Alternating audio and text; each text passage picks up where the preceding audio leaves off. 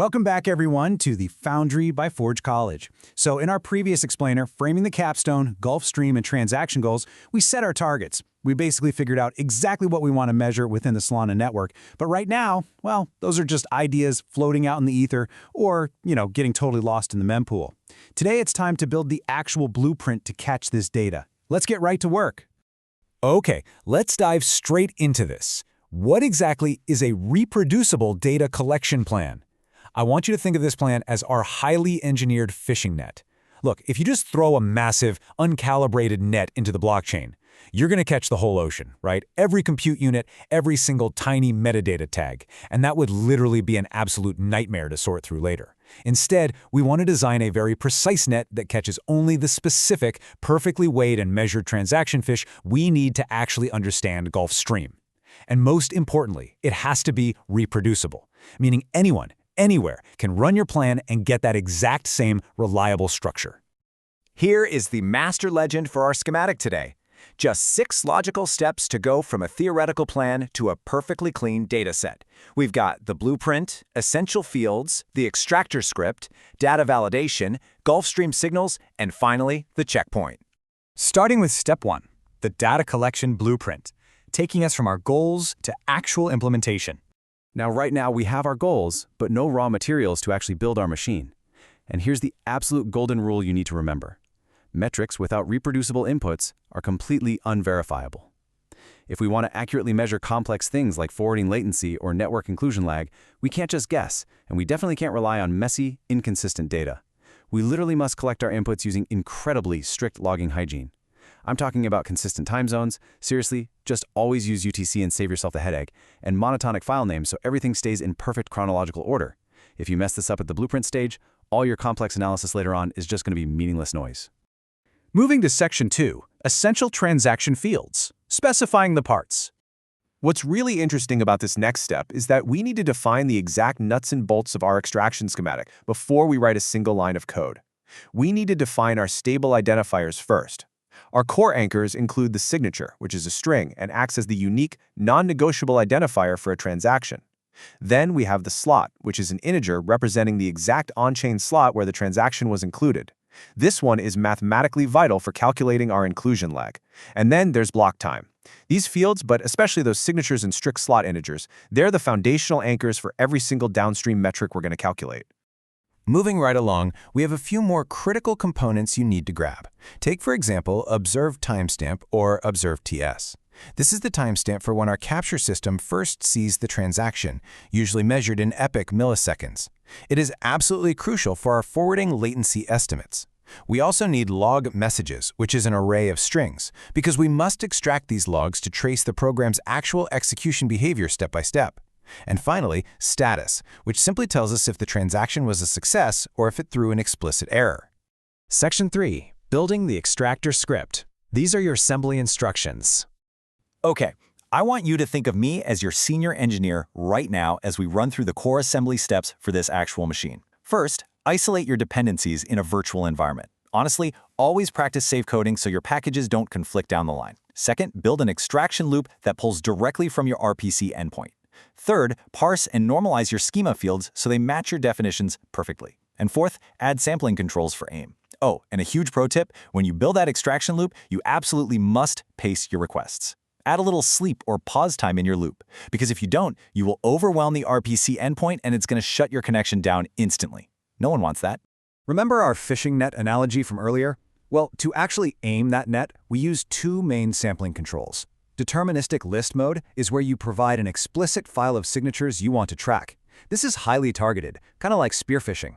Then there's recent window mode, where you sample, say, every nth signature from a recent slot window. That's a bit more like casting a wide, calculated net over a very specific area. These controls are vital because they help you balance representativeness with your very real physical storage and CPU constraints. Section 4, Validating your raw data. Time for some quality assurance. This brilliantly illustrates exactly why we need a quality assurance step. Nobody wants to run a massive analysis on garbage data or deal with unversioned schemas. So let's look at the lightweight validation checks you need to run. Ensure your signatures are non-empty and match the expected base 58 length. Your slot should definitely be a strict integer. The status must be OK or a valid error. And honestly, my personal favorite, checking that your observed_TS is numeric and actually within bounds. Because otherwise, you might end up dealing with the absolute dread of time-traveling timestamps. Yeah, caused by server clock skew.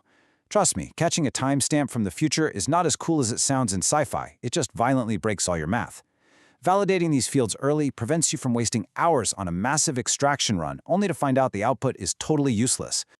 Moving to Section 5, capturing Gulfstream's signals, identifying that unique telemetry.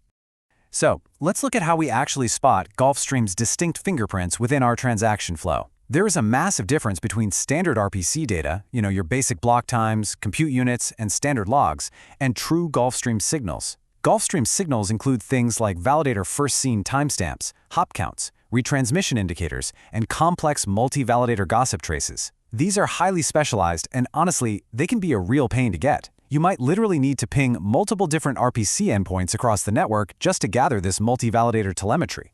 Now, because these Gulfstream signals are tricky and sometimes just straight up unavailable, we absolutely need to practice defensive programming. Place this specific telemetry in a dedicated Gulf_Stream_signals object within your JSON. Annotate it clearly with the validator and the timestamp. And most importantly, write this down, always design your schema to accept null values. Treat these signals as optional enrichments. If your script encounters an RPC node that randomly filters out logs and you aren't prepared for a null value, your whole script will crash hard. Which brings us to a very important, highly practical question. What happens when the RPC fails or times out? And believe me, it will. Have you ever faced the inevitable wrath of rate limits? Every single blockchain developer eventually stares into that abyss when pulling large datasets. The answer is a straightforward, elegant engineering solution. You implement exponential backoff and bounded retries. When you hit a wall, tell your script to wait a second, then try again. If it fails again, wait 2 seconds, then 4. But make sure those retries are bounded. You need a strict limit, otherwise your script will just hang indefinitely in the void, waiting forever for an RPC response that is never, ever coming. Finally, Section 6, checkpoint and next steps, validating the final product. Before we celebrate, we have to pass this final checkpoint to ensure our newly minted json-lines dataset is actually ready for the analysis module. Let's run through the final output sanity checks. First, does the file actually exist? And does it have valid JSON on both the first and the last lines? That checks for incomplete writes. Do you have absolutely zero critical errors for signatures or malformed timestamps? Does your schema accurately represent the parsed data? Now look, don't panic if you hit a few non-critical warnings, like missing compute units for a couple of transactions. That is perfectly fine in the wild. The crucial thing is that your primary anchors and stable identifiers are rock solid. So it all boils down to these 3 golden rules of data collection. Capture stable identifiers first, version your schema, and validate early. Follow these rules faithfully, and you are guaranteeing that your work remains completely reproducible across different runs, different environments, and even different developers. And that brings us to the end of our blueprint. Take a look at your beautifully organized dataset and ask yourself this: what secrets about transaction propagation are hiding right there in your raw data? You've engineered the net, you've caught the fish, and in our next step, we're going to analyze them to uncover how Gulfstream really ticks. Now, if you're enjoying this deep dive, you should absolutely check out the other incredible Web3 learning programs we have available. Just head over to forge.college to explore more content and expand your toolkit even further. Until then, keep validating your data, keep refining those extraction scripts, and I'll see you in the next explainer.